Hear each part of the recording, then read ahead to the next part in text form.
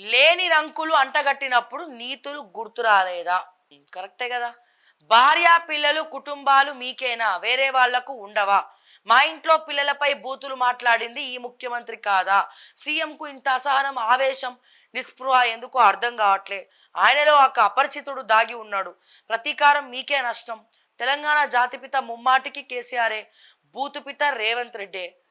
ద్రవ్య వినిమయ బిల్లుపై చర్చ సందర్భంగా ధ్వజమెత్తిన కేటీఆర్. వీళ్ళు త్రివిక్రమ్ శ్రీనివాస్ తర్వాత త్రివిక్రమ్ శ్రీనివాస్ అవ్వాల్సిన వాళ్ళు. డైలాగులు మాత్రం దయ్యాలు వేదాలు వర్ణించినట్టు భలే మాట్లాడతారు, కానీ చాతలల్లో మాత్రం ఎవరేం చేయరు. రేవంత్ రెడ్డి అంతే, ఇక్కడ ఈయన గారు అంతే.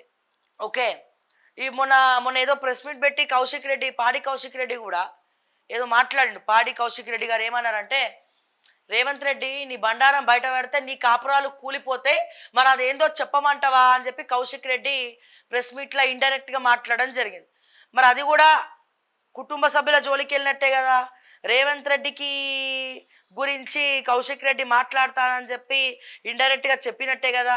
నేను నోరు తెరిస్తే నీ కాపురాలు కూలిపోతాయి. సో ఇది కదా, ఇది ఇది ఇది ఇక్కడ మాట్లాడుకుంటున్నారు కదా. సో ఇద్దరికి అట్లనే మాట్లాడుకుంటున్నారు. ఇది మాట్లాడుకోవాలంటే దయచేసి మా తెలంగాణ ప్రజల టైం వేస్ట్ చేయకండి. అంతకన్నా ముఖ్యంగా డబ్బులు వేస్ట్ చేయకండి. ఒక రోజు అసెంబ్లీ నడవాలంటే ఎంత సమయం, ఎన్ని కోట్ల రూపాయలు కావాలి, ఎంత సమయం కావాలి. సో ఇవన్నీ కూడా దృష్టిలో పెట్టుకోండి. మీరు పరస్పర దాడులు ఎక్కడైనా చేసుకోవచ్చు.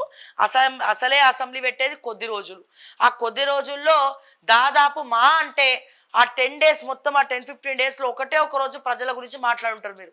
మిగిలిన రోజులంతా మాటకు మాటలు, తూటకు తూటలు, కౌంటర్కి ఎన్కౌంటర్ తప్ప ఆడ చేసింది ఏం లేదు.